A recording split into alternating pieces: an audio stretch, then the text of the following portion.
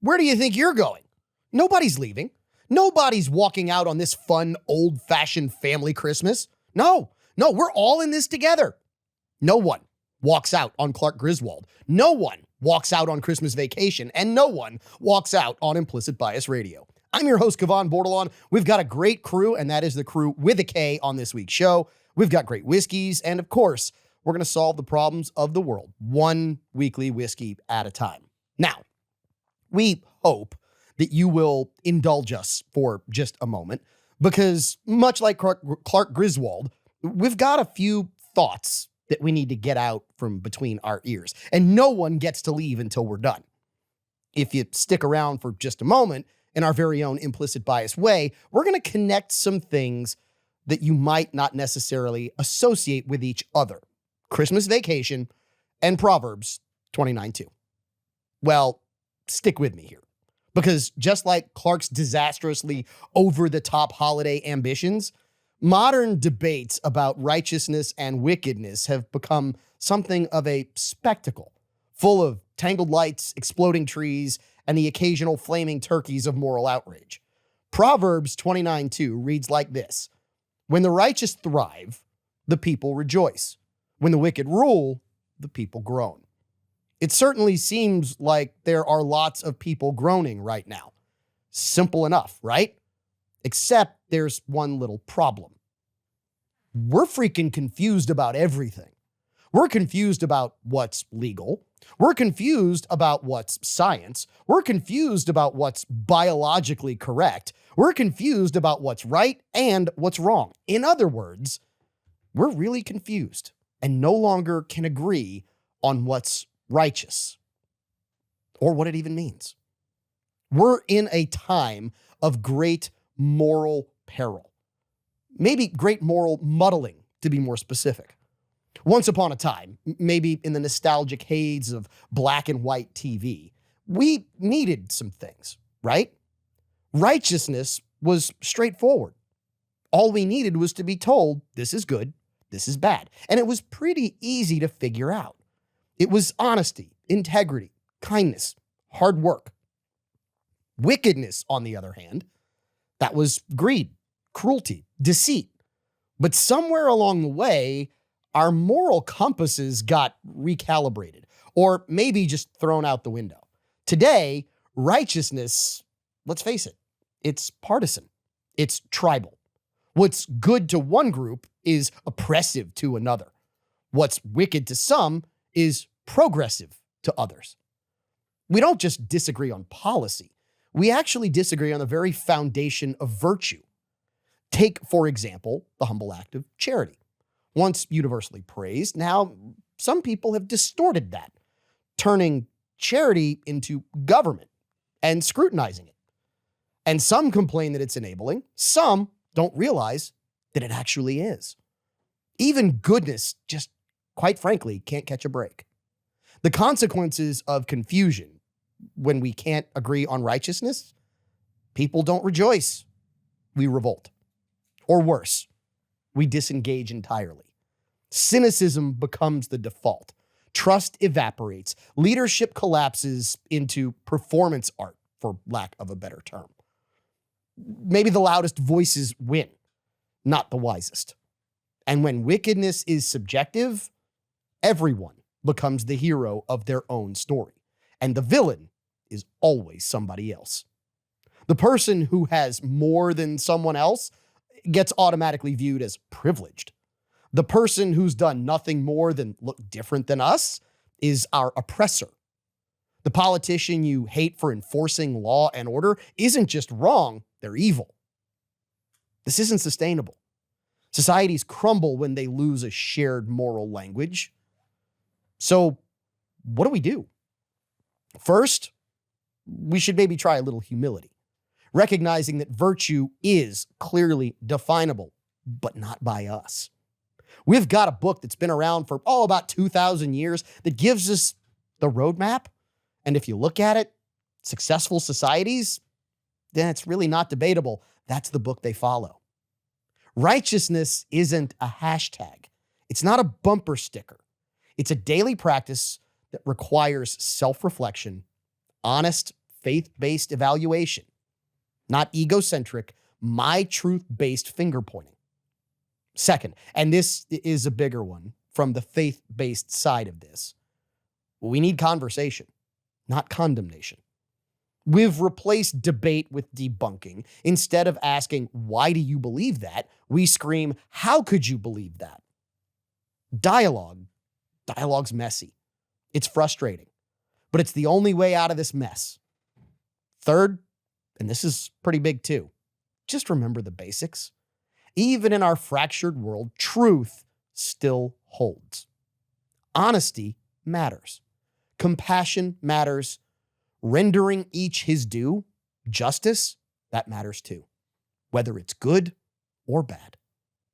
Maybe we've overcomplicated the menu, but the core ingredients for righteousness, they haven't changed.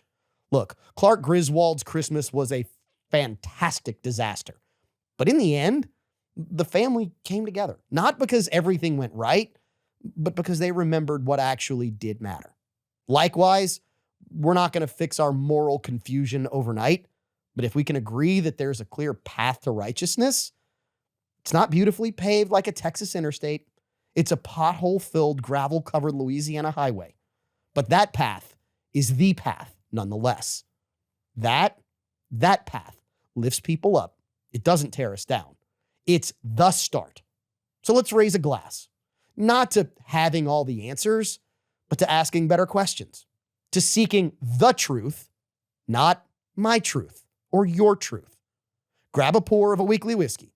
Sit with us for the next couple of hours on the show. We will solve the problems of the world as we remember that when the righteous truly thrive, the people will rejoice again.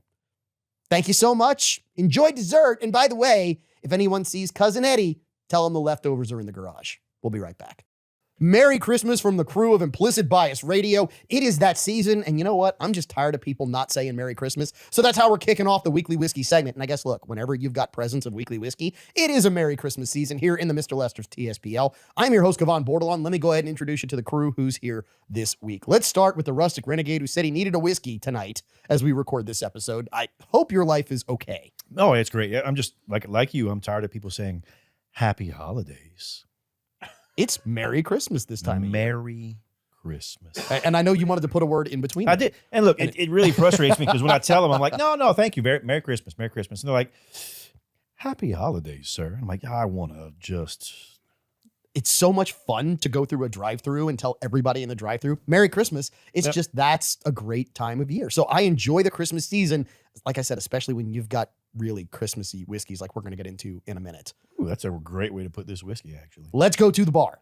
And at the bar, we've got a couple of faces you might recognize. One, you don't want to, but you have to, because Renee is on the show all the time. He is a member of the OG crew, Louisiana's only certified master tobacconist, Renee Girard. I'm not here all the time. It just seems like I'm here all the time, but it's not all the time. Renee, here's the best part. Your presence lingers. And I'm going to leave that open to interpretation. All right. Yeah. All right. I'll take that. On the nose or the mouth? Yeah.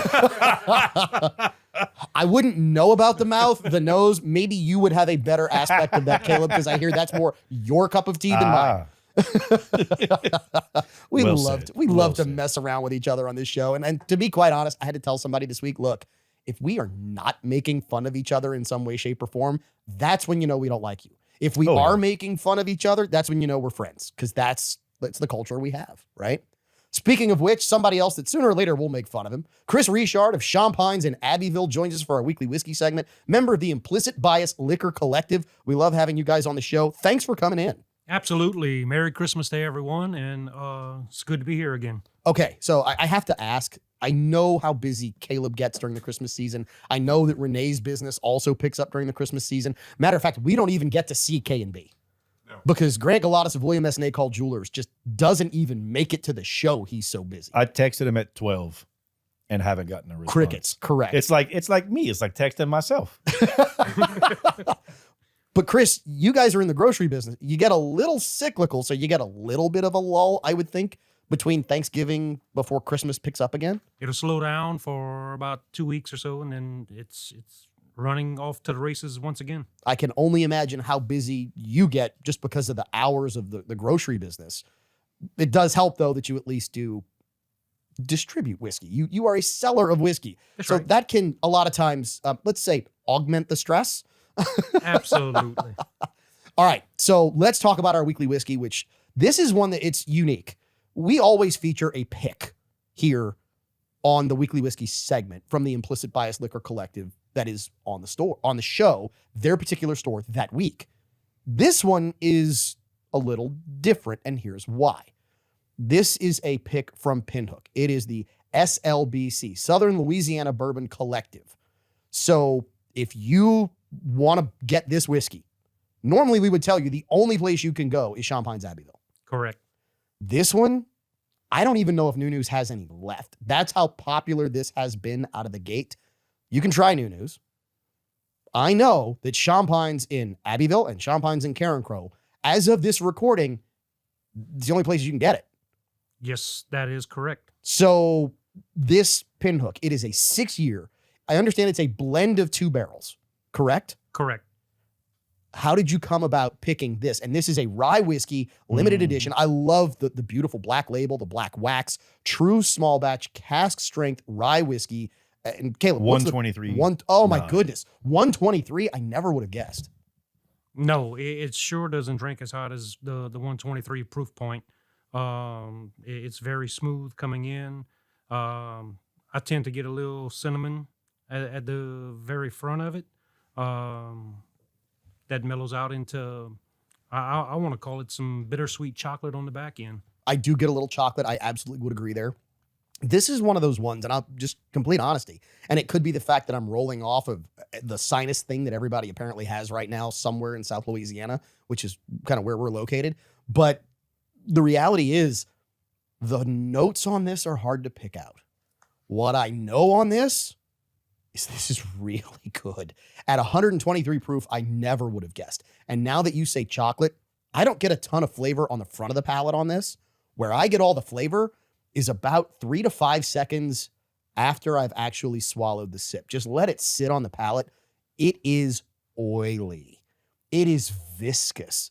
This to me is a Christmas whiskey that you could almost give to anybody. I'm curious to get Renee's take on this because, you know, Renee is our proof princess on the show. Renee doesn't like anything over 100 proof, but that actually changed a little bit last week. Yeah. Because we had Renee on last week, and Renee really liked that Castle and Key at 116. Yes. And this one, it would have been hard for me to guess the proof on this because it doesn't have a burn, but I get a strong cinnamon and it just stays with it. I mean, even after you swallow it, it sits on my tongue, that cinnamon stays there. So the viscosity, I'm agreeing with you on.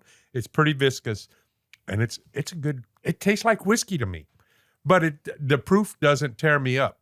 So as I'm starting to sip more and more, I do get that it's like a dark baking chocolate. So it's not even bittersweet.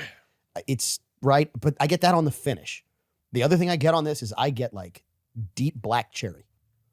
I get a little of that deep black cherry hint on the back end. On the front end, somebody here said cinnamon. Chris, you said it. Somebody said red hots. I do get that cinnamon on the nose now that it's said. But for me, it kind of washes over the palate and it finds me wondering, what am I going to get? And then as it sits, it makes me want another sip and another sip and another sip. But of course, that means that, Caleb already started. It's very specific. Yeah, It's got to be left outside. It can't be left on the north side of the house. It's got to be left on the south side of the house, and only during spring, not during fall. All right, what do you get here? So first and foremost, 3 to 5 seconds into your first sip. You mean your second sip? No, each sip I take. Yeah, no. Who waits 5 seconds between the sips? That's what I'm trying to say. I was sitting there, I'm like counting. I'm like 1, 2, wait, I need more. 1, 2, wait, I need more. So like, I think in the middle of your second, third, fourth sip, you taste something different. This is luxurious to me and is meant to be enjoyed, not just consumed. Enjoying it. Dear Lord. All right. You ate a filet in one bite, don't you? 2. There we go. So after Halloween, and not just right after, you ever go through the pantry later on and you're like, oh, I found a Rolo. And you're like, oh, this is my kid's Halloween bag from last year. And you open up the Rolo and the chocolate, the caramel chocolate has got like that little bit of white on the outside. It's kind of changing color a little bit. Okay, so do you know why that is, real quick? I have no clue. Chocolate starts to chemically break down after a certain amount of time. That is the chemical breakdown in the chocolate. So it loses the sheen, and it's basically a white powder that comes out of the chocolate over time as it breaks down. It's basically like chocolate's half-life, and it tells you it's exceeded the half-life. I've never stopped there. You see, I don't know what that is because I've never had candy last that long. Oh, yeah. I mean, how do you find a bag of candy in your pantry a year later? I don't understand that. Constant. So that's the nose I get is like last year's Christmas Rolos and Red Hots. Okay. It's like I open up the bag and I'm like, oh, that's my kid's Christmas Halloween candy. And that's the nose. And actually, I like it a lot. So then on the flavor, I get a ton of bacon spice. And then there's a very specific coffee. And I know that everyone in this room right now is like, coffee? No. Yes. Café de Olla is Mexican coffee. I was about to say, here we go. And it is chocolate and cinnamon coffee. You can get it non-alcoholic or you can get alcoholic. I've always had it. No, not always. Most of the time I enjoy it alcoholic. And it's thick and it's rich. And it's almost like a real hot chocolate, not made from a powder or anything else, like melting down milk chocolate. You add baking spices, you add cinnamon, and just enough to get a flavor. And you cut it. I like to cut it with Irish cream. That is the flavor. And it's got legs. It has sustainment. This just tastes wonderful. If you're wondering what Café de Olla is, you'll see people drinking it. It's normally in a clay or earthen mug. Like it'll always be painted, that kind of stuff, but tend to be that red color because that helps give it the flavor. It's a more natural flavor because there's no ceramics or anything else, and it augments the taste. That's what I get here. I love that as this gets oxygen, I am getting more and more and more of the beautiful flavors coming out on this. I'm getting more of the front end of the palate starting to fill out because the first few pours in the bottle might have been a little tight. They just needed a little bit of oxygen. I flipped the bottle over twice. Anyway. No, the comment I was going to go for there was going to get me in trouble, and that's not what I'm... Anyway. But as this gets that little bit of oxygen, and I can't wait to put a little bit of water and whiskey in this. I want to put a drop or two into this pour because that little bit of blossoming of the flavors really brings this to some of the really special ryes I've ever had. I mean, this is on the higher end of some of the best ryes that I think have ever hit our show. And we've had some really good ryes. I mean, for those of you who've ever had a Thomas Handy Sazerac rye. Thank you for finishing that statement. Well, no, because I was going to go there if you'd just give me a minute. Okay? That's all it takes is 1 minute. Yeah. Well, but no, it's a I'm happy with it. Yeah, that's all that matters. The Thomas Handy is delicious. Yeah. You know, we had that Castle and Key rye recently, and this is actually bottled by Castle and Key. Okay, so this is Castle and Key juice. Yeah. But here's the really interesting part. So first of all, this has a 6-year age statement on it. That Castle and Key was a 3.5. So I think we wondered what that distillate might taste like. And now we know. It's almost like we got a 3-year jump in the vertical here. It's very, very similar. But you get those deeper, darker flavors. You get that same, not that it's delicate, it's very technical. It is technically sound. It is, the process on this was done almost perfectly, and it's yielded something that is off the charts. Well, technically, I'm out of whiskey, so pass that bottle so I can try some water and whiskey with it. And you know, with ryes, one of the things you look for is as they get older, you know, you get so much more flavor, you get so much more smoke and everything else, depending on what the barrel it's aged in. And oftentimes you can over-age it. And I think that at 6 years, this is just... And let's be honest, I believe that 6 to 8 years on a rye that's is normally usually... the ticket. That's where you want to be. That's that sweet spot. Because you get all those beautiful tasting notes, you get all that beautiful aging, and the price doesn't just continue to run up and up and up and up. And the fact that this comes out of Pinhook, which one of the things I love about Pinhook is that some of the best ryes we've ever had have come out of Pinhook. It was a Pinhook rye at 114 proof that proved to me you can do high proof and not know it.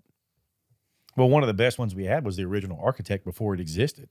So that was not Penelope. That was Penelope. I'm sorry, that was Penelope, not Pinhook. The Pinhook we had it was Rye Humor. The Rye. It was Rye Humor because I bought as many of those as I could find. That set the benchmark for us. It did. It really got it to where that's when that's when I think you and I, Burley included, probably started like shifting more toward rye because of the complexity we got with it. You don't get the over sweet, you don't get the heavy corn, and it's just this delicious, delicate yet sustaining flavor. And for those who say I don't drink ryes, what I would suggest is this: you haven't had the right rye yet to let you know that, yeah, you probably are a rye drinker. People say, oh, I don't drink rye, I only drink bourbon. Get the right rye, and trust me, it will change your attitude overnight. It's good drinking. I just put some water and whiskey in here, and it got it more intense. That's on the what flavor. I expected more cinnamon. Yes, more cinnamon, more intense. Still, no, the proofing doesn't bother me, but it's just more flavor out of it. You only probably needed a drop or two to I'll make put 2 drops. really pop. And this almost gets us to that cotton candy effect on the tongue. Yeah. I got that beautiful tingle on the front of the tongue with this. That's one of the things I noticed. The flavor doesn't linger as long now. Before it would linger longer, but now with the water, it goes. I want Renee to say that later. Linger longer, and see how that works. All right, Chris, just very quickly walk us through the process. How hard was it to get multiple locations, not necessarily competitors, but somewhat of competitors, to agree on this particular bottle, which needs to be passed back over here so people can see it? All right. Well, it started out, the master blender from Pinhook, Mr. Sean Josephs, came in. He brought in 6 different samples of the barrels for us.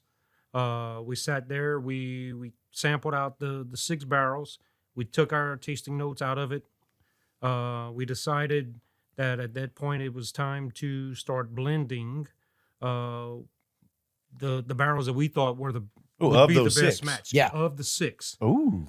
So what we have is an actual 50-50 blend of 2 barrels.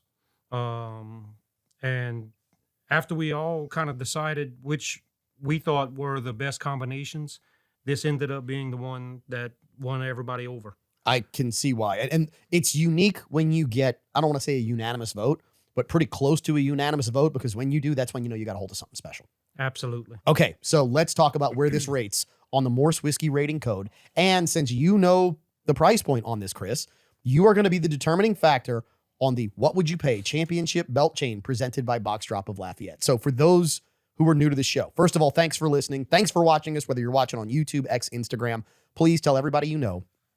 Like, follow, subscribe, watch. It helps the show. The Morse Whiskey rating code is as follows. A red is I would not drink it, even if it was free.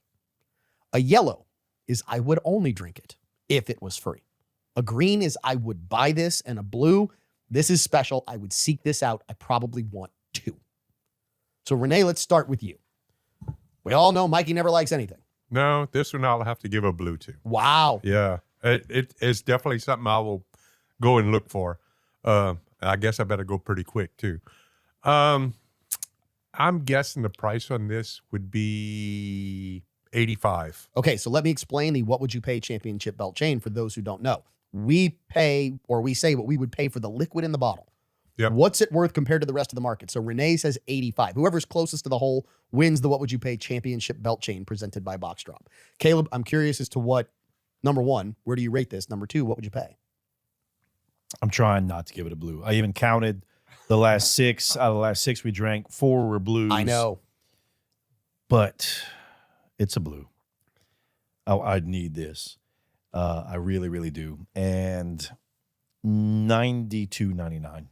So 85, 92.99, 2 blues. Yeah, Walker, take that finger, stick it. You have a glass of whiskey, though, this week, right, Yes. Walker? Yes, sir. Oh, our producer has decided to partake. You get to rate it, too. And what would you pay? Give it a blue, and I'll say 95.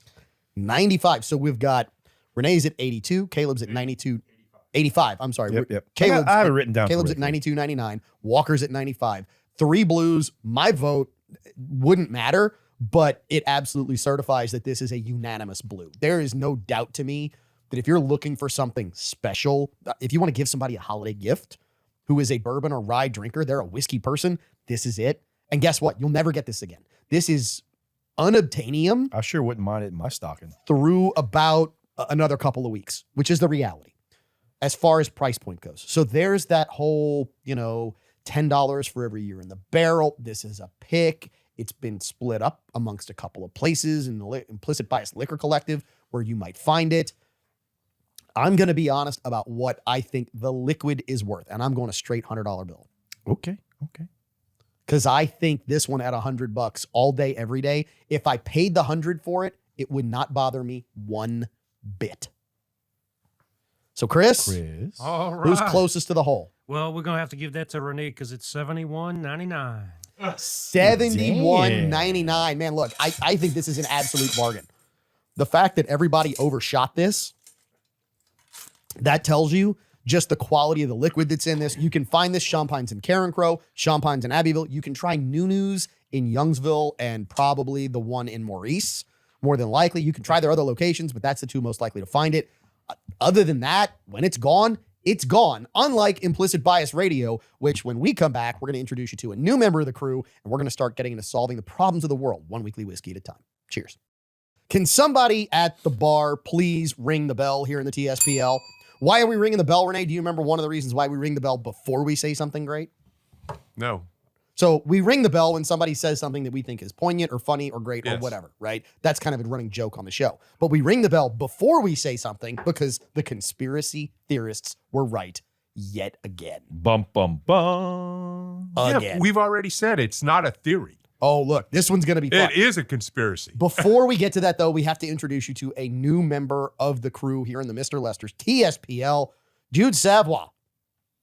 Okay, you're going to have to eat that microphone. Wait, is that how you pronounce his last name? Yes.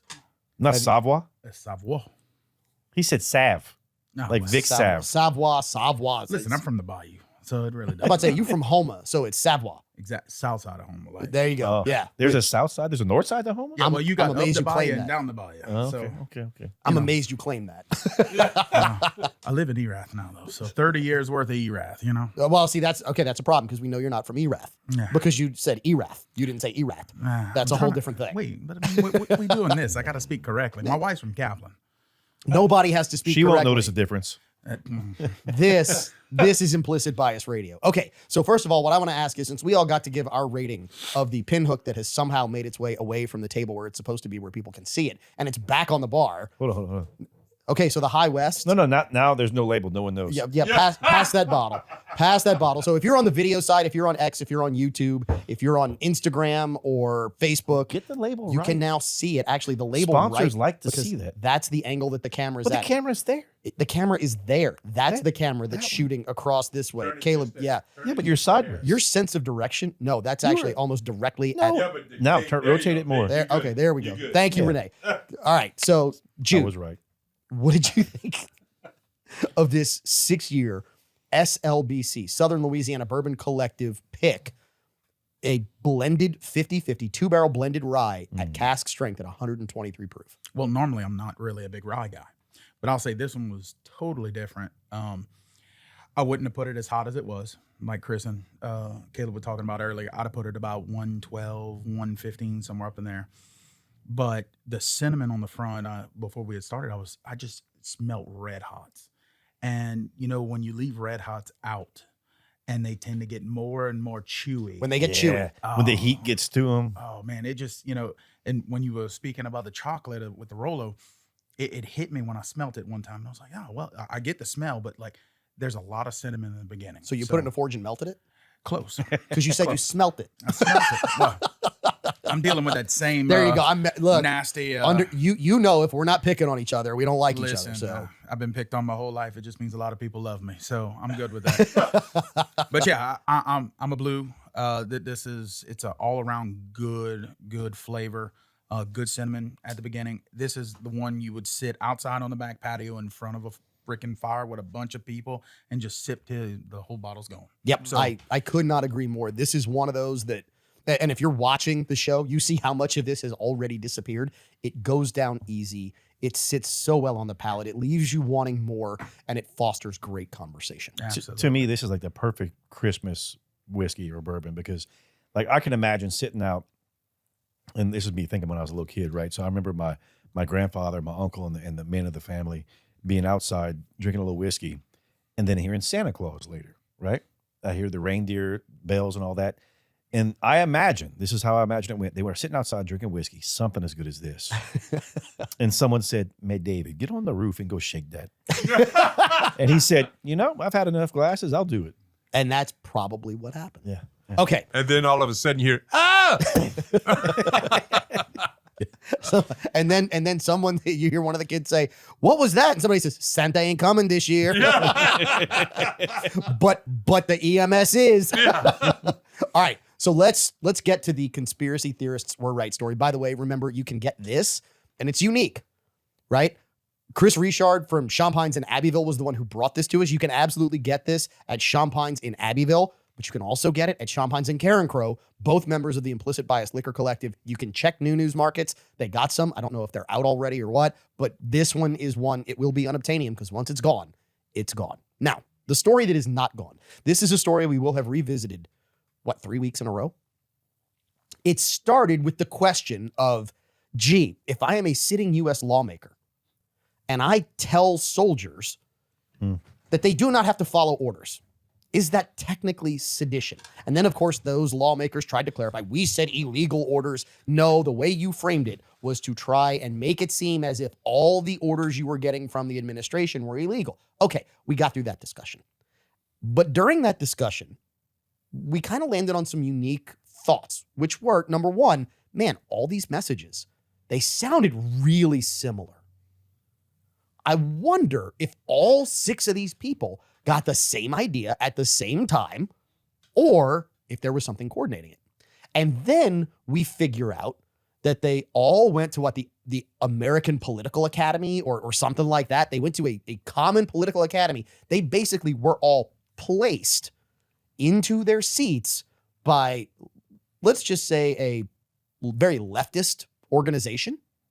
So now we've got not just a, man, I wonder if, we've got a, oh, they're all connected.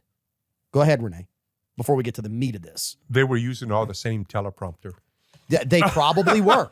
I mean, you laugh. It's not necessarily they were using all the same teleprompter. It was they were using all the same speechwriter because they were all being told to say the same thing. Now, It's like we said before that all the talking heads on the various media outlets do the same thing because they use the exact same terminology on whatever topic that is the topic du jour to beat Trump up. Now, here's the fun part.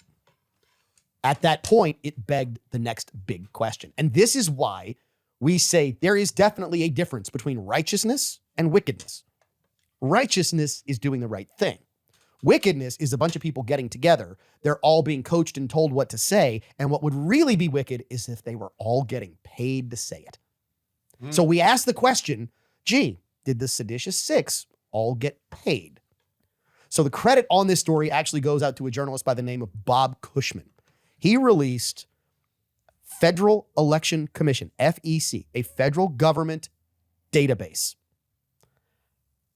and some analysis. And here's the suggestion. It's that Mark Kelly, Slotkin, Crow, Chris DeLuzio, Chrissy Houlihan, and Maggie Goodlander have all been recipients of illegally laundered campaign funds. Now, the fun part here is that we get to talk about a term that we don't normally get to talk about because, they kind of might have looked like who's sitting at the bar.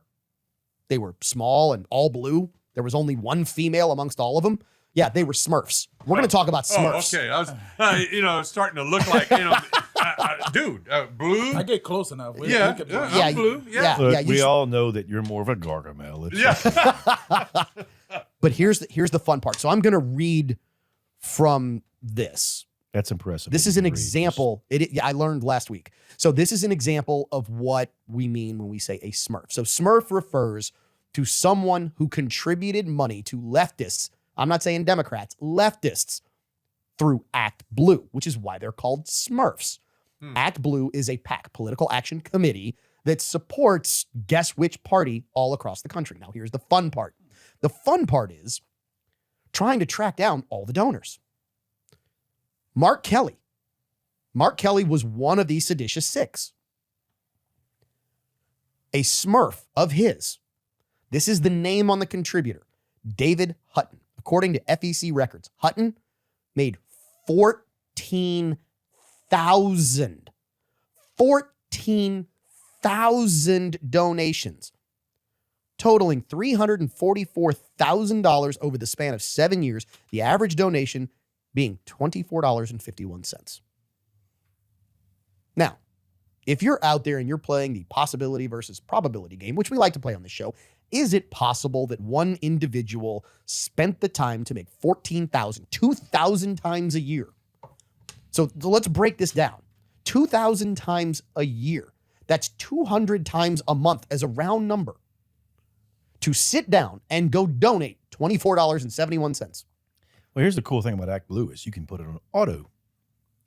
They actually have an auto donation portion. You can set it up, and then you can have it split. So you can say, hey, I want to donate $10,000. I want it to split this many times from this many donors and go through that process. Wait, through this many. You can split it. Yes. Wait, so I could go, we got a minute left in this segment. But you can make a mass donation and have Act Blue split it for you under other people's names. Oh, we got to come back to that when we come back on the next segment. It's going to be the final segment of hour one. We've got great topics. This needs to be addressed because this is straight up wicked on Implicit Bias Radio. Christmas colors are red and green. We're talking about blue Smurfs on this week's episode of Implicit Bias Radio. I'm your host, Kevon Bordelon. We've got a couple of blue Smurfs sitting at the bar. We've got Renee and Jude Savoy. Yeah, no. First of all, thank y'all for both coming in. I'm glad y'all are here, and I hope y'all are enjoying this week's episode. Yes.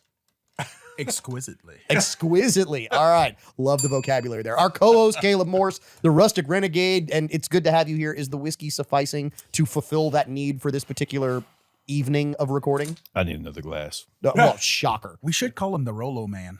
Yeah. We can't call him the Rolo Man because one week it's Rolos. The next week Yeah, it it's changes. honeysuckle It on the changes. east side of the house. The next week it's not Mexican vanilla. It's Egyptian cinnamon or Egyptian vanilla that has to wouldn't pass through mind- Madagascar before it comes back to Egypt. I mean, I wouldn't mind being like the bottomless cup or something. So, I'm not going there. Or the bottomless pit. Yeah. yeah. All right. So, like I said, we're talking Smurfs. And if you missed this explanation, I'm going to give you a quick background on what we're talking about. We are talking about the connections made by journalist Bob Cushman from the Seditious Six, Mark Kelly and that group, who came out and told soldiers in a public message not to obey, in their words, illegal orders, but made it seem like it was don't obey any orders from this administration. Yeah. And Bob Cushman has found there is a strong correlation, according to him, of laundered campaign funds through Smurfs. So we were talking about Act Blue, which is why they're called Smurfs. And what you get is you get individuals who claim to have never donated.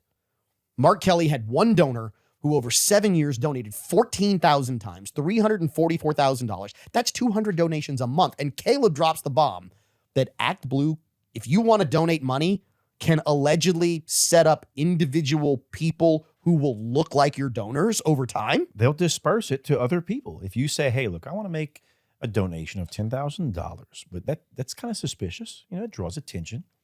So what we'll do instead is Act Blue will match other people's donations. So their dollar, we'll match it with 10. Well, they don't match it. They supplement it. So that 10 becomes Supplement it, 14, yeah. right? Well, they say match because that way if it's $1, they're technically matching $1, but oftentimes it's 10, Correct. 12, so forth, right? And that's where we get these 14,000 donations from because all of a sudden one person makes a donation and that donation becomes 5,000. So my question becomes this. Number one, if you're donating to a PAC, you can donate any amount you want. Mhm. If it's to a candidate, you're limited on what you can donate any particular year. But if you can donate any amount that you want, why on earth would you want to split it up and create all this work instead of just writing one check, Renee? Well, he probably did write one check, but he doesn't want the notoriety that he donated $10,000 to a specific thing. He can hide that money as a donation some other way. So stop right there because the guy that we're talking about, the specific instance we're talking about, donated 50 grand a year, roughly, just under 50 grand a year for 7 years, Right. right? Is it about the notoriety in the Yeah. public? Yeah. Or is it about maybe the notoriety somewhere else? Jude, Well- you want to, I see you shaking your head, Jude. I mean, the reality is politically, if you donate 50 grand, you show up on a lot of people's radar. You show up on a lot of people's radars, the understatement of the century. Like take Louisiana. So people who will donate $50,000 to a candidate, a committee, you're talking about the top 1%, and even the 10% of the 1%. So, one thing they also do, and to Caleb's point earlier, is ActBlue will go ahead and weight races. So what it amounts to is they start at the top winnable races all the way down to, and just taking, a percentage, who we got the best shot at. They'll actually rate that money and match to those people more who they expect to have a better outcome in the end, whatever, or even to races that they need to be more challenging in, things like that. So, but I think the bigger problem is not wanting the notoriety, which means, what do you mean not want the notoriety of donating 50 grand? I mean, I could go behind the scenes and write a check to a candidate, and I'm not going to get any notoriety out of it, except for one thing. Well, all that's hidden though. So when you That's write, my point. when you write money to PACs and super PACs, none of it is seen by the public. So it's all hidden. So you got like the George Soros of the world, Correct, that'll write, $500 million check, and that PAC will go ahead and do whatever they want to do with it. So it's 100% clean, which is a problem in the end. Oh, okay. So writing it that way, it's clean. It's clean. If you spread it out amongst all these other mysterious Smurf donors, that money might be not clean. So if it's not clean, what's the antithesis of clean money? Dirty money? Yeah. So how do you make dirty money? Go ahead, Renee. What do you do? You launder it. You launder it to make it Oh. clean. And not like launder it, like putting it in a dryer and a washing machine, like literally hiding the way you get it. So hold on. So like if I wanted to launder money and I wanted to launder $350,000 over 7 years, the way that I might be able to do that is split that up amongst 14,000 different contributions at $24 a piece, which aren't going to create a lot of red flags. Not going to throw up a lot of alarms and bells and whistles. They just fly under the radar. Yeah. That's exactly what they're doing. So what you're telling me is this 344,000 really looks like laundered money. 100%. But remember this, when Obama ran in, what was it, 08? He claimed at that time to have the largest amount of single donors of small donations. So it didn't necessarily qualify for, we had more donors making smaller donations. It was the It was the optics. Yeah, but it was the way they did it. And then they sold it to the public as, we have the common man. Okay, so I Well, think and I weren't know they where going you're after going. like our average donation was like $12 and some Yeah, change. it was something stupid. The way, again, it's much like the media tries to convince you that their perspective is the majority by saying, oh, this is everybody, and they keep putting the message out there. The optics that they wanted was, we had 12 million people donate. What they said was, we got 12 million individual donations of $10.25. So Soros wrote him Which- a $500 million check, and they're like, okay, go find us 12 million names that we can put it under. No, and that's exactly what they did. Or And in New Orleans, how many were dead? or they found some people who would donate twice. And what they say is, this is how you figure out who's wicked and who's righteous, because this is where we get into the difference between the truth and their truth. The truth is, it is true. We got 12 million individual donations. The way they say it is, we got more contributions from individuals, or we got more individual contributions than any other candidate. And then they follow it up with a non sequitur sentence. The American populace is with us because no other candidate has that many small donations. That could have been one person donating 12 million times, and they are going to twist the language to make it appear as if they have the support of everyone. And if you don't jump on with that, you are missing out. So earlier you said it, you and Renee were talking about it, about the media.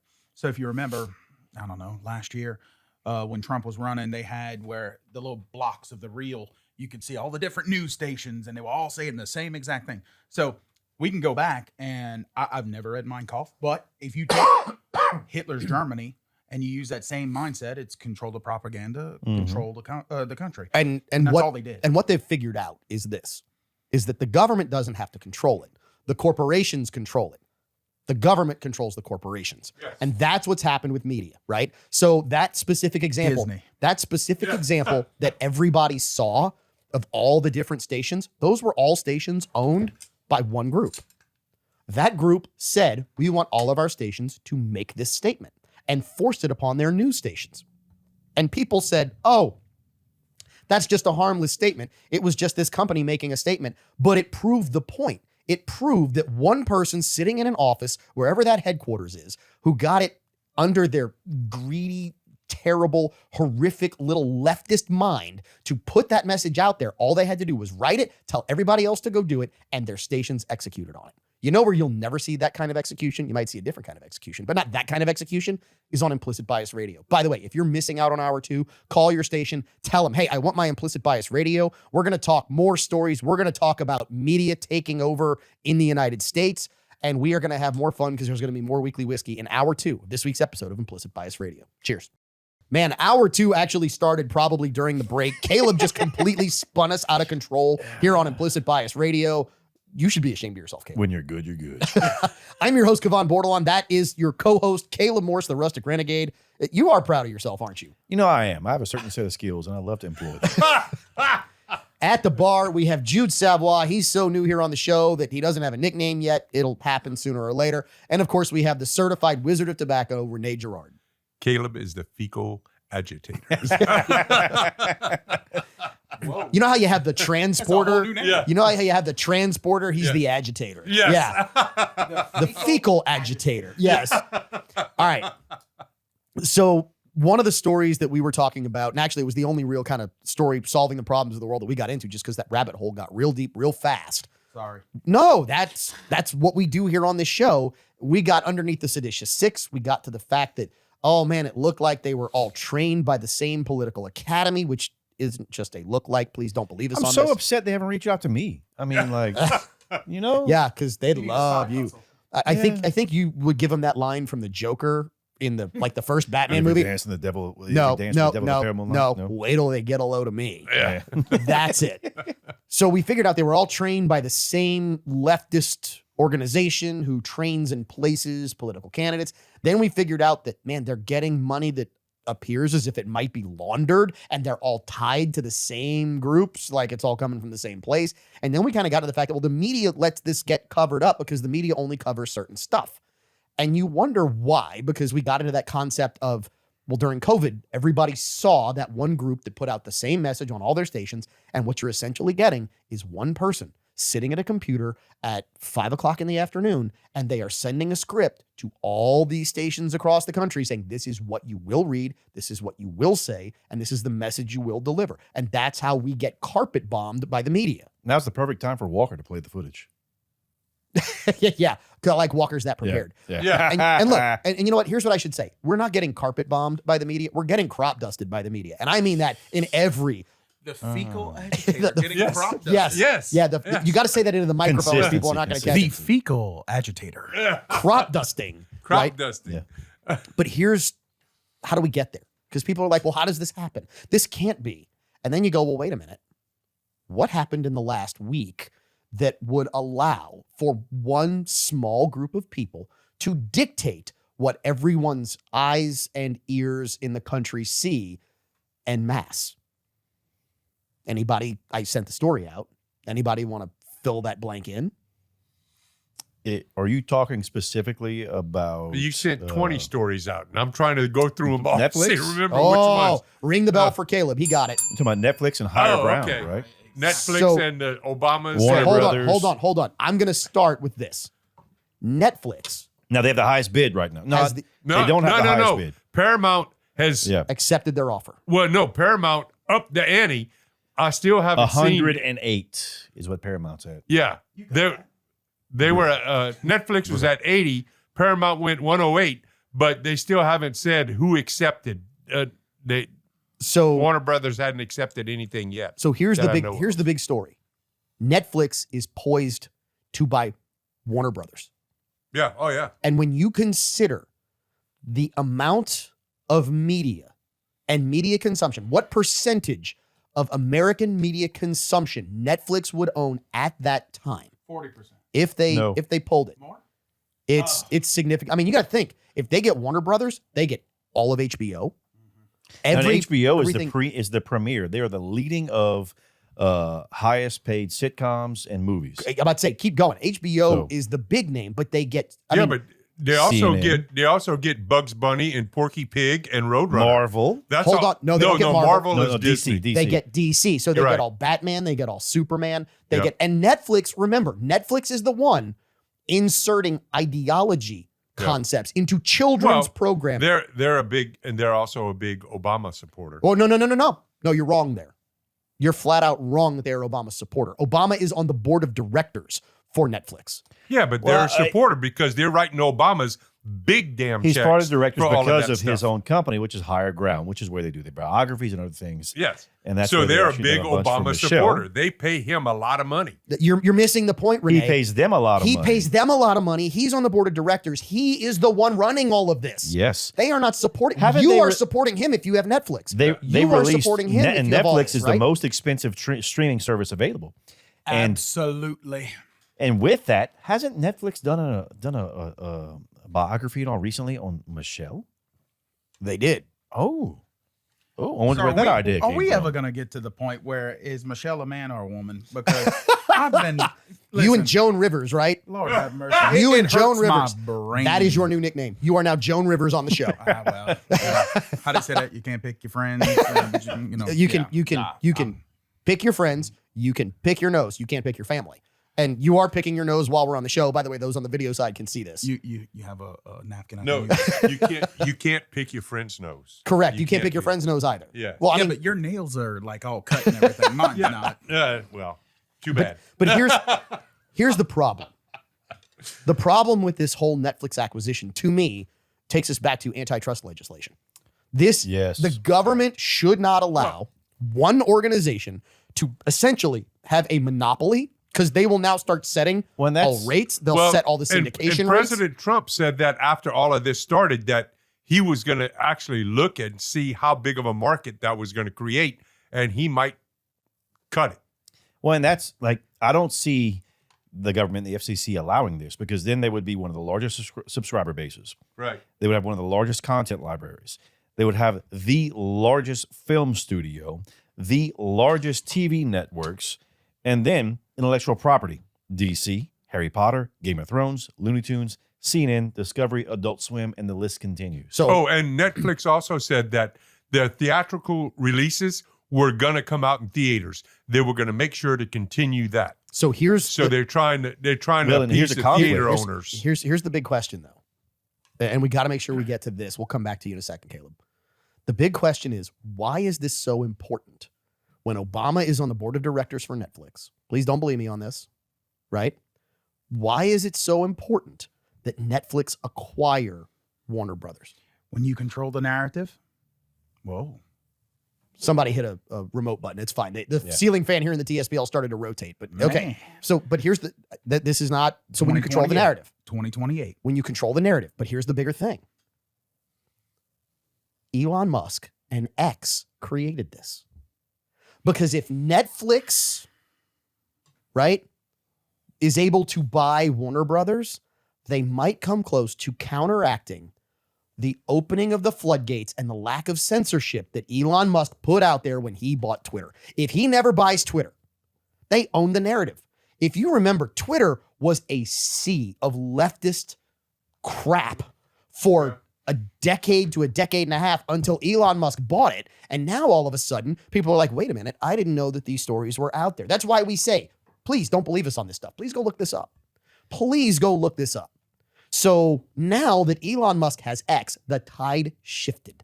That is why when you look at the 2024 election, free information actually got out there. People weren't able to be brainwashed. This is about brainwashing the masses. This is about them forcing this all the crap Ideology. they want. That's the word. Yes. Yeah. All this ideology on kids. It's about forcing ideology on the elderly, about people who don't go and read news. And they get it by combining Warner Brothers and Netflix, they get a bigger voice. Bingo. Well, and even with it, the biggest thing to look at, Warner Brothers, we look at movies and all that, but HBO is known for the creative style. When we look at some of the shows that come out on HBO, look back when we were all younger, Eon Flux and so forth.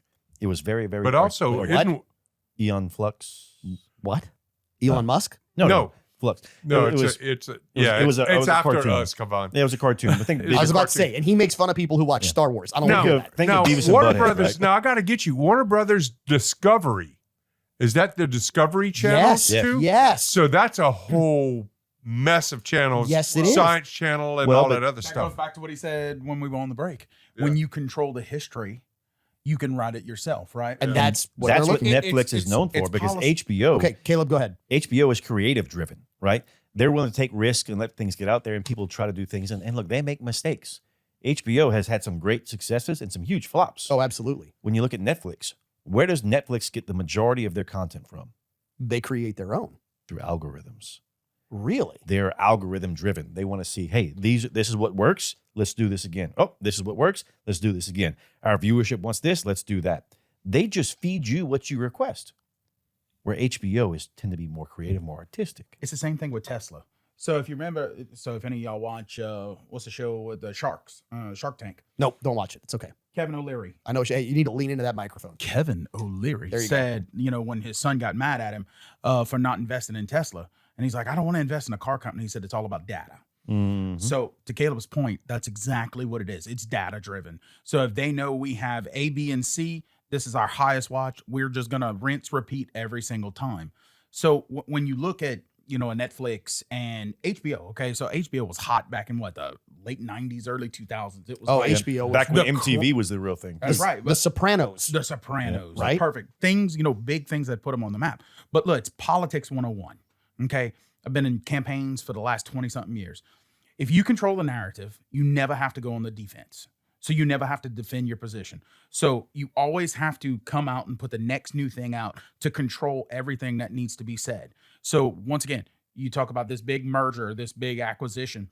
CNN comes with it.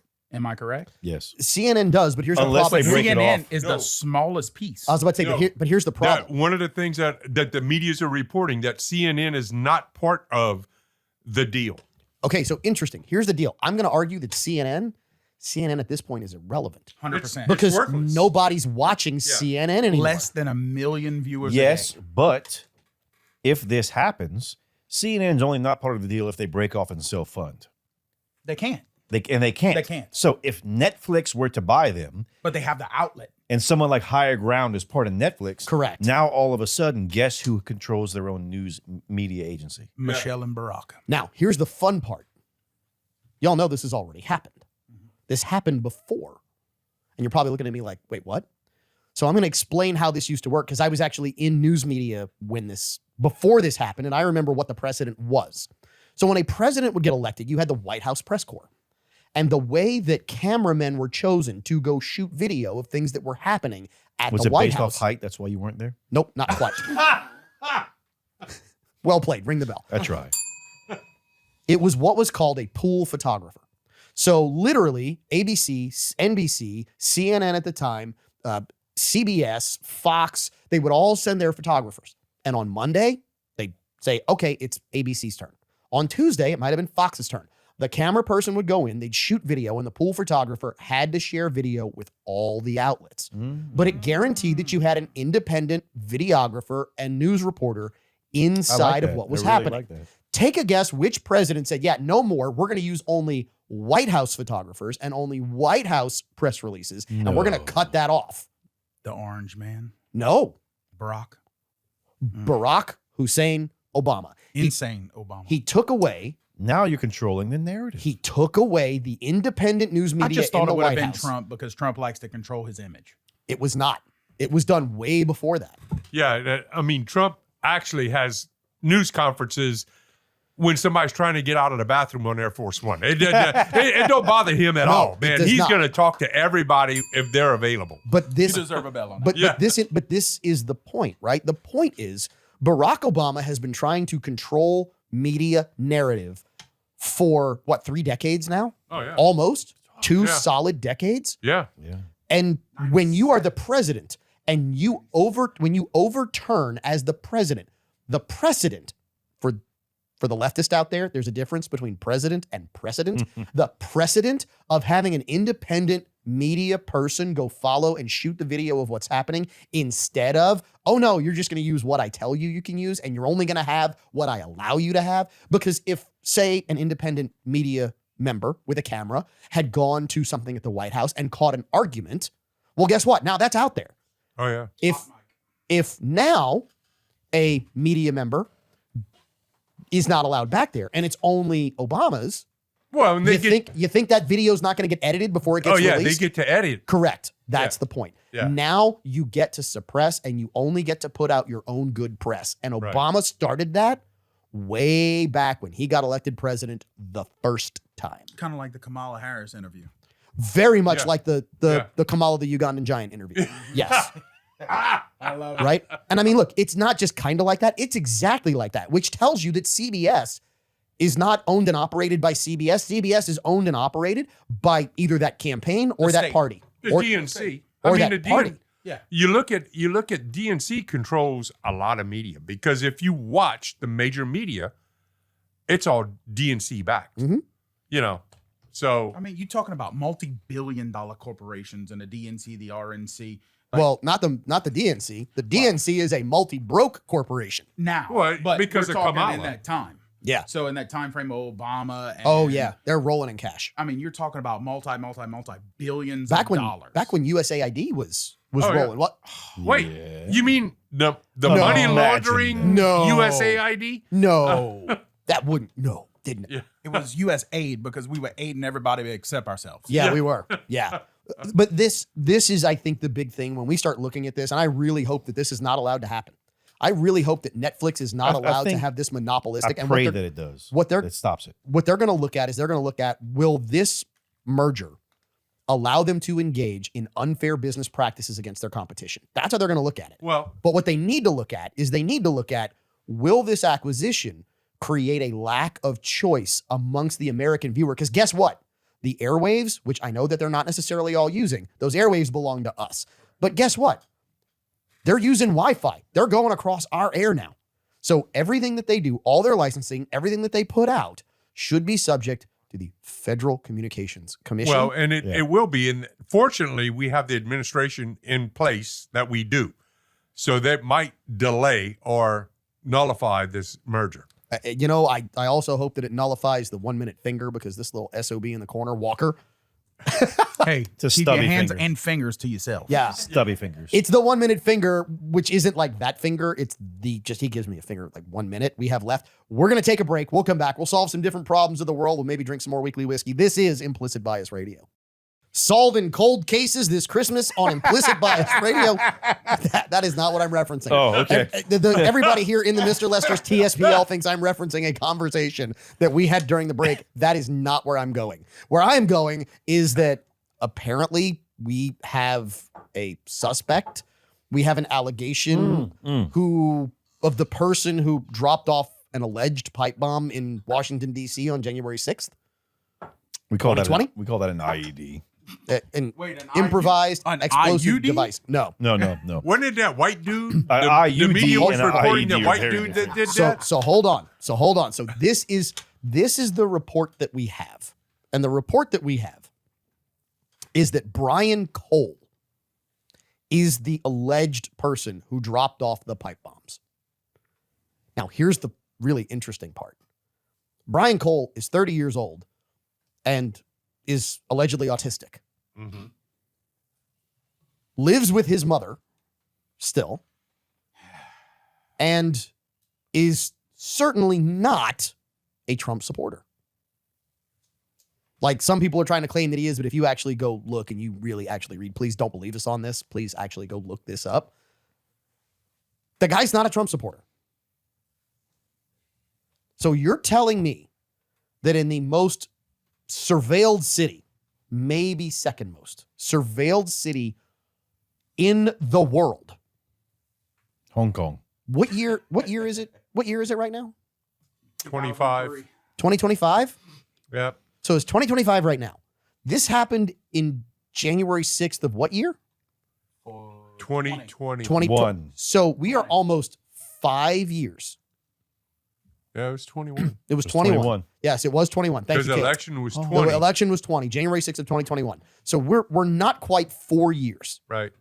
for You can, coming you up. can round up and call it 5. I mean, it's a penny, okay? It's not Yeah. used anymore. Hey, yeah, we don't make pennies because no more. because 21 to 2 would be 1, 3 would be 2, 4 would be 3, 2025 would be 4 years as of January 6th, right?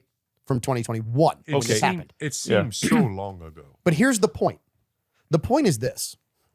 So we got told by the current administration in January of 2021 that all efforts would be given to find Yes. this person. Well, they had video. Well, and look, They had plenty of They video. had video, and it was some white guy in a hoodie. So here's my question.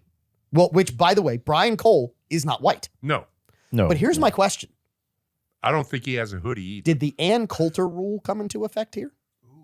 So the Ann Coulter rule, for those who don't know, is that anytime there is a major crime committed, the longer it goes before they name a suspect, the more likely it is that the suspect does not fit the profile that they would like you to think that said suspect would be. Well, and look, with this guy, they linked him to the event via purchase records of equipment, cell phone location data. Gee, that's not manufacturable at this point, is it? Well, they didn't say it was exact. It was he was in that Approximate. area. Approximation. Yeah. Then He license bounced off they of 45 towers, not 44. Yeah. they tracked his license plate through the entire process, and then the surveillance footage with it as well. So they have 4 different layers that they've used to identify that he is a primary suspect. And look, the media that's putting out words or putting out the verbiage that he's a Trump supporter, what they're saying is he didn't overtly contradict or oppose Trump. Okay. So- So he was just quiet, didn't say anything. If you don't which say means- anything, then you're you're a supporter. naturally a supporter. You know, like Okay. that's. You I don't never said speak out nothing against in your Walker life, shorts Al. all the time, so naturally I wear them too. I do. Wait. This is what really drives. Whoa, hold on. No, Kavan, we got to go down this road. He said about wearing shorts. We need questions answered right here. Well, no, look, the good news is Walker is not wearing shorts this week. Or What is he? do you call Yeah, those? he is. Is he? I didn't He's want to not- look. I didn't he's want to not- look. I Yeah, can see the veins in the bottom of his butt He's cheek. wearing. Like that's a 1-inch look, inseam. They're not that short this week. They're not. The they're booty not shorts- the Daisy Dukes that he normally wears. No, when he It's- walked in, it's he was Christmas singing time. You need Grease. to get him a kilt. Yeah. Look, he is the Yoda of short shorts. The booty shorts are strong with this one, right? I mean, come on. He cut the seams higher. That way it would have more to flex. Okay, so let's go back to the actual story. Yeah, I'm sorry. The actual story here is this. And He this is is the wearing big shoes, takeaway. though. This is the big takeaway. Yes, he's not wearing slides, thank goodness. The big takeaway here is this. Number one, you mean to tell me that it took them 5 years to track, or 4 years to track down Oh, a dude hell no. who lived with his mom through In all Virginia. of this? In Virginia. Well, I mean, the previous Well- administration's FBI was a little lacking. Hold on. Look, Now, the current administration's FBI, now I'm starting to question. They're He- still lacking, but not as No. much. All right, Caleb, go he ahead. has a huge alibi. He has a really good alibi. And You Jude, didn't say that correct. It's huge. huge. And Jude, I'm gonna ask you to help me out with this. Like, what do you call the guys who dress up like horses? Wait, he's a furry? No. Is that what that is? It's worse than the furries. Oh, I don't even. Jude, what do you call them? I can't even get it out. It sounds a lot like That's- bro and pony together. He's a brony. He's a brony, a G brownie. Wait, is that so? Yeah. First of all, he likes to dress up like a horse. Is that the I thing? don't know that, but he has been filmed and they have surveillance images of him at brony conventions. He's very big into anime and all this other stuff. And they said that's why he was sad, hard to but it's track because true. oftentimes when he's seen in public, he's in costume. He's got one of those the mouthpieces, the horse. So wait, player. whoa, back up. So what you're telling me? Yeah. Oh yeah. Oh. Hold on. Brian. So what you're telling me is Mr. Edwin dropped off these alleged pipe bombs? Oh yeah. Hey, when you live in your mother's basement and have nothing to do. Well, Wilbur. Exactly. Renee, Oh. is there something we need to know about you? You did that a little too well. I'm just saying. I watched it first run, man. I'm that old. Back whenever they would put peanut butter on someone else's lips. Renee, I'm pretty sure you watched the Resurrection first run. I mean, Dude, I was there. The first supper. so we had conflicting stories of this though. Because if you go back a few weeks, a few months, you had a lot of people saying that this was a female DC police officer who just coincidentally went to work for the CIA right after this. So again, is this the information that they want us to have? It's gotten so conflicted now. I don't know what to believe anymore. And even if you go and research it, okay, the stuff you're reading, can you believe it? I don't know. I can't believe it. That's the truth. It's just gotten so conflicted. Well, we spoke about that earlier about history. You know, the winners write the history Yep. books. So Do the victor go the spoils? That's right. So it's the same thing, you know. So I mean, think about Nancy Pelosi. They questioned her about how she had people in the J6, you know, deal. It's a farce. Yeah. So to your point, when you go and research, all you find is what they want you to believe. Right. This is to me just the really, really, really, really sad part. And it's that, yes, we don't know what to believe. Yes, we don't know what is the truth versus somebody else's truth. What's really sad to me is that there are people out there, and there's a lot of them.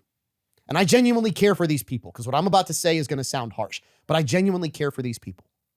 But there are a lot of people who lack the gray matter between their ears to look at this story and go, something's not right here.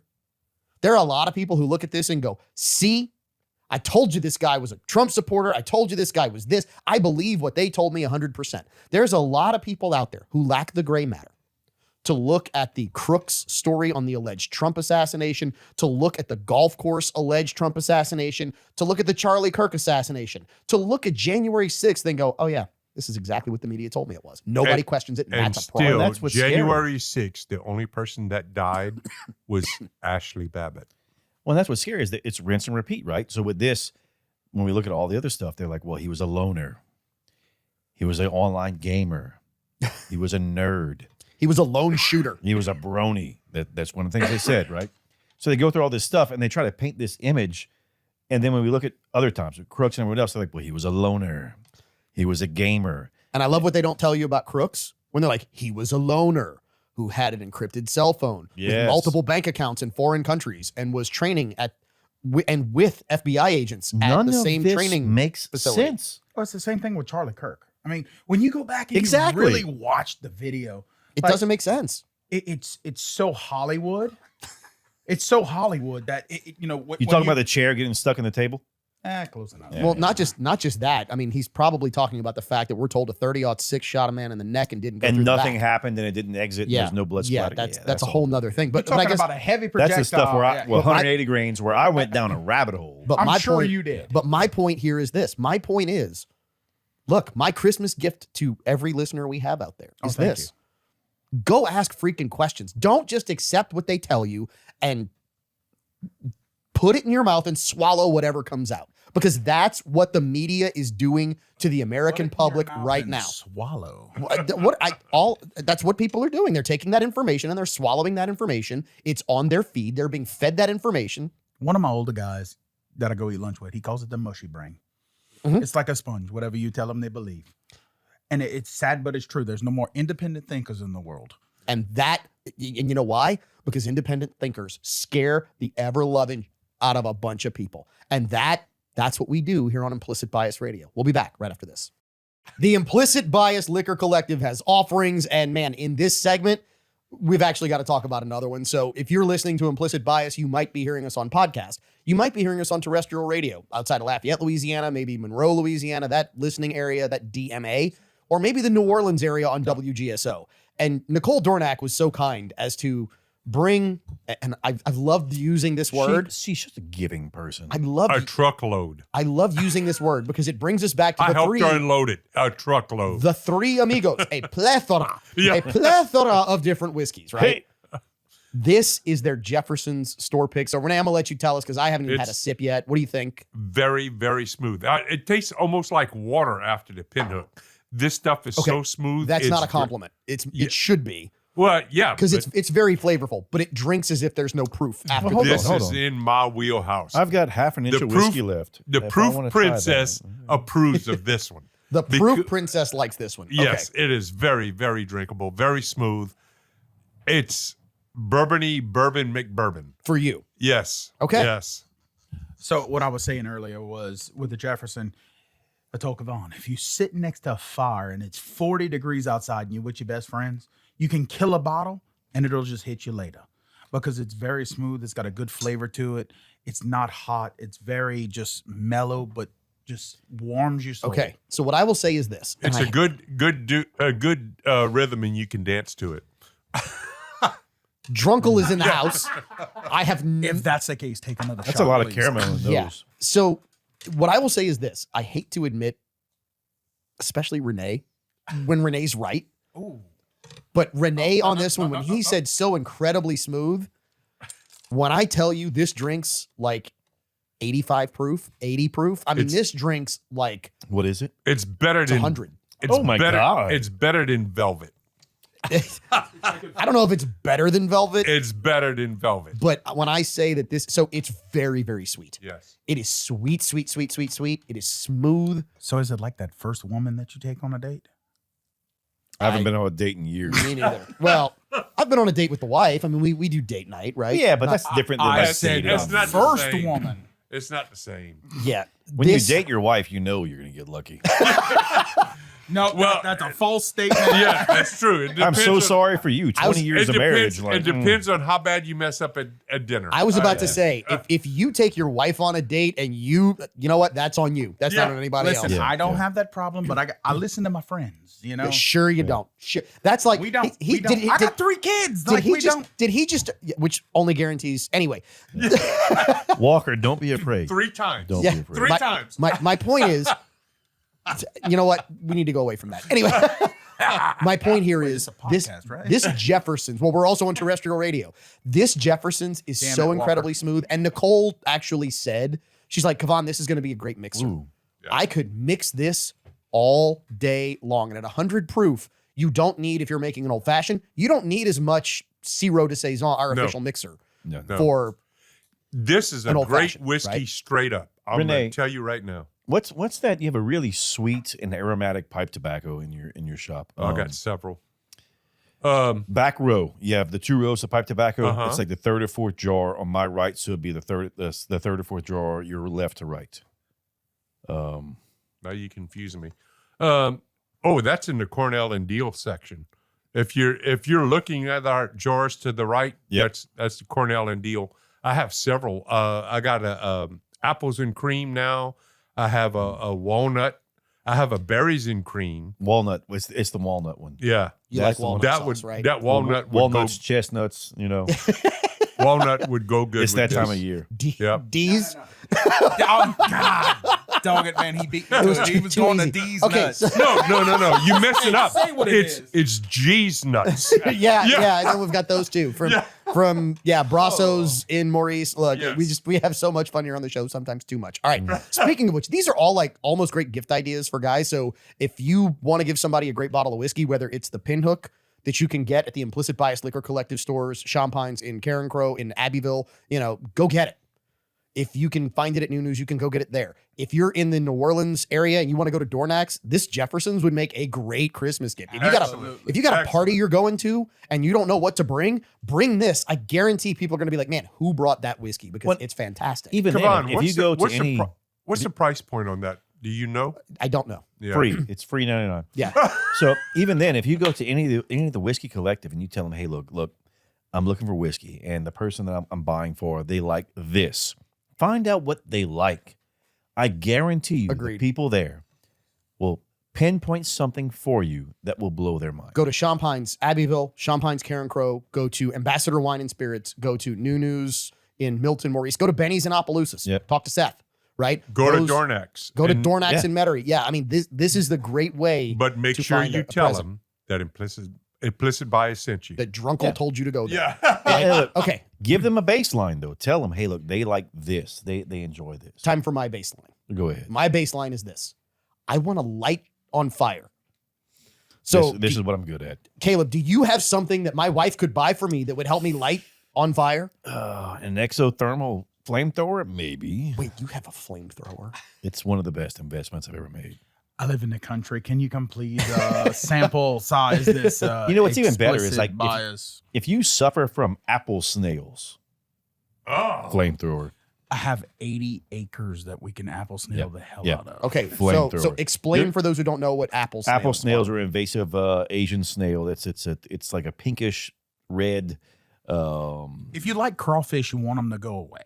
Yeah. Well, your driveway, your pond, your this, your that. A flamethrower just makes everything more fun. Does it make them pop? Does it sound like popcorn popping? Because that Apple- would be fun. The apple snails, when you light apple snail, Is it rentable? it that's a great idea. Yeah. So apple snails, like their little the slime that they leave behind is full of eggs, and it does pop.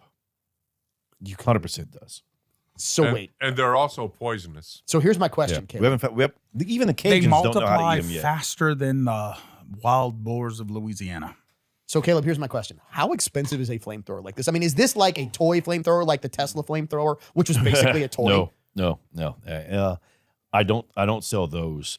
But like the basic exothermic is gonna be about $550. Oh, I'd have been perfect. I'd have said 525. Yeah, $550. God. You'll spit about a 30-foot flame for about 45 seconds straight, and then you go to the better model, which has the backpack, the high flow. I run Renee, can I diesel borrow, and styrofoam borrow through like mine. $800 from you if you don't mind? Okay, this It's a sounds lot like of fun. way too much fun. It is a lot of fun. Wait, Kevon, you live in town? So I do live technically Okay, in the don't worry City about it. limits Listen, has I have ordinances no neighbors. against. We can have fun. Look, even then, depending on where you live, city ordinances have limits or ordinances against live in the city. shooting. I haven't found a city ordinance against flamethrowers yet. So there is a city ordinance again. There is a burn ban in Lafayette right now. There's an Burn ordinance bans are one against thing. burning, but there's no ordinance against fires cooking. Oh, so wait, we're gonna cook a bunch of snails. roast some weenies. We make it. We make an escargot. Hey, wait, nope. We're gonna kill a hog this weekend at the camp, Ooh. and then you come in with your Manually roast it. flamethrower and Manually roast it. I like that. Now, can you explain real quickly to the audience how does a flamethrower work? So modern flamethrowers are really easy. You have a fuel reservoir with essentially a high flow, high volume fuel pump. And you can run diesel, kerosene, gasoline, mixture of the three, or if you're feeling kind of spicy, styrofoam diesel mixture, which sticks to whatever. Which would be napalm, essentially. Yeah, Kind of. So Do here's you know the mixture for napalm? so here's my question. maybe. Here's my question. They have a backflow preventer on them, I'm sure. That's do. the They do. one big Yeah. safety thing that you have to think of because look, there's an entire generation out there that was like, meh, I don't need no flamethrower. Give me a can of hairspray and a lighter and we good to go, right? Lessons And a learned. Been potato there, gun. done that. Lessons learned. Yeah. You potato gun So it. so now you put a backflow preventer on it and bad things don't happen. You know when bad things might happen? The last segment of this week's episode of Implicit Bias Radio coming up right after this. Final segment of this week's episode of Implicit Bias Radio. Well, okay, so not actually the final segment because there's always bonus content. What, Caleb? I was excited. Dude, you ready to get rid of me I that don't quick? I don't want to know when you're excited, I- Caleb. Anyway, I what Renee? just renewed my subscription. You renewed your subscription? Yes. your subscription. My To subscription. Centrum? Was it Centrum Silver or? No. Buzzsprout. Cialis. Yeah. All right. Buzzsprout. So we were talking So about sorry, Polly. we were talking about gifts for guys during the holidays. She's going to work. Now, this is one that if you're in our New Orleans area and you have not been here, I'm going to urge Oh you. my God. If you have a whiskey drinker in your life, do not, please, dear, as my good buddy Ricky Bobby would say, dear sweet baby 7-pound Jesus, right? Do not overlook the Sazerac House in New Orleans. Now, did you really enjoy the tour? I loved the tour. Okay, so Elizabeth and I I was were- not invited, FYI. Yeah, on Well, purpose. You must On be. purpose. You must be this tall to go on the ride. I love it. Somebody else is getting the short jokes on the show he now. is that tall. Okay. I need to sit on a phone book. Do y'all know what that is anymore? I mean, No, they don't. Just FYI. Okay, so we were really blessed in that some of the people from Sazerac, off-premise salespeople here, took care of us and said, "Hey, look, we're going to set something up for you guys. We're going to give you all a little tour that's kind of a private guided tour, just a little bit different, not much different, but a little bit different." Any different? Like the tour itself was amazing. So if there's anything extra they offered, oh my Okay. God. So did you know? And I can't tell you how to get there, but I love putting this out there. Did you know they have private speakeasies that literally have hidden doors to get in? That would be around the corner on the backside. No. That means something Yeah. totally different in Opelousas. No, that Yeah, is yeah. yeah. No, No. but- so we're talking multiple floor levels, right? Really? On all three? So there are different on different levels. There are speakeasies that are little private bars. So I've got to give a ton of credit to the tour guides there because when I tell you, number one, they know their stuff. They are just a wealth. If you like bourbon, if you like whiskey, if you like cocktails, this is the thing that I think people forget. And it's easy for us in Louisiana to forget how crucial Louisiana is in the history of American whiskey and American cocktails. Did you try their espresso martini while you were there? So I did not try the Oh my espresso God, martini. it's so But good. here's the fun part. They rotate their cocktails, so they didn't have it when I was there. So what does a person have to do to find these places? Are you wearing So- pants? Shorts. I'm like, Shorts, Walker. yeah. You're halfway there. Okay, so what I would say I is got this. you, So Walker. number one, go there and just start looking around, Mhm. right? Go there, start looking around. You can sign up for tours. They have cocktail classes. We didn't get to do the cocktail classes because we weren't there when they were going on. But they have everything from cocktail classes Did you to go, Renee? to No. to guided tours. They have all kinds of just different stuff you can do. And fair warning, they tell me they put about 2,000 people through the building on a Saturday That and sounds- Sunday. That sounds right. When we went through with the general public on I believe it was a Saturday because we were down there for a track meet, and it was packed. And look, that's not 2,000 people on Friday and Saturday combined. That's 2,000 people on Friday, 2,000 on Saturday, Yep. 2,000 on Sunday. They put a bunch of people through there. If it were up to me, what I would do is I would try and find some time and get down there and escape on a Monday, Tuesday, Wednesday. Ooh. And because when we went in, there weren't a ton of people. You mean whenever you have like 5 people on a tour? Correct. That sounds So like the book your tour, go down there, and look, they're going to give you, it's the Sazerac house. As part of your tour, obviously you got to be 21, but you're going to get the best Sazerac you will probably have ever had. And listen, most people don't understand that Sazerac is Louisiana.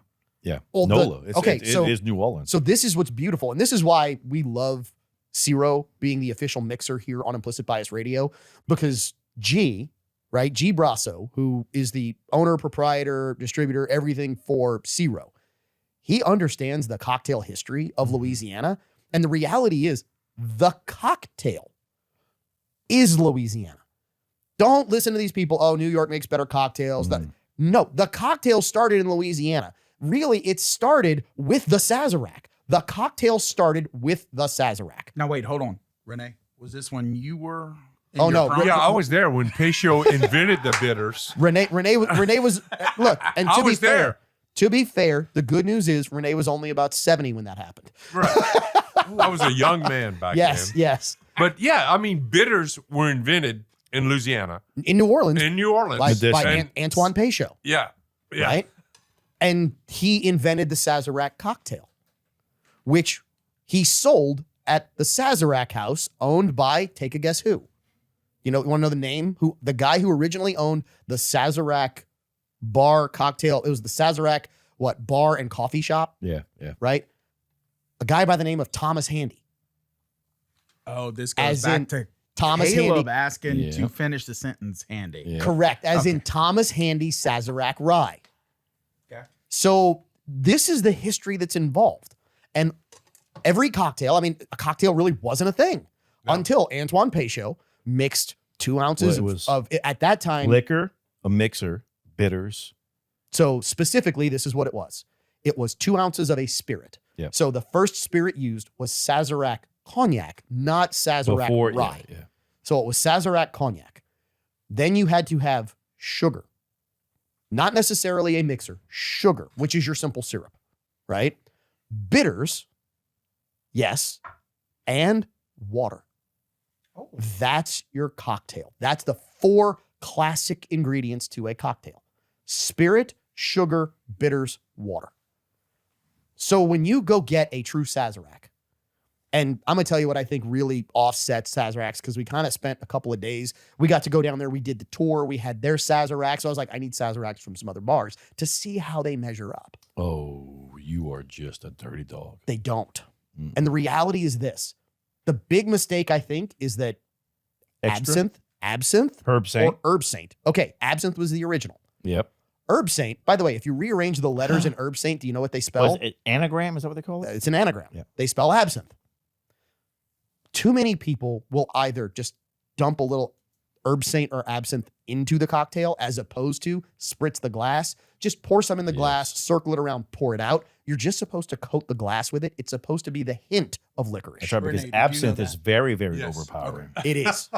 And I'm whenever they learning. spritz I the heard- glass I or just watched the work video. the edge of the glass, You too. you get the flavor of it, but not that full overpowering black licorice. You that get you're that after. hint. And when you Yeah. pair that with the lemon and the Oh. spice of now a rye, which is used, we got the finger. Yeah. This has been a fun segment. Because look, I mean, my wife, wonderful Do woman us a she was. favor and finger him. Well, no. No, not that. Not that. It's time. We're separating you two before this is all over. Walker just figured it out. Here's the deal. Enjoy. Want to separate us? enjoy- That's our first time together. Implicit Bias Radio. Merry Christmas. Jump into the bonus content. I got a feeling this week might be a little more unhinged, might be a little more unedited, might be a little more unfiltered than ever. This has been Implicit Bias Radio. Find us on our socials. Thanks for watching. Thanks for listening. We'll see you in 7. Cheers.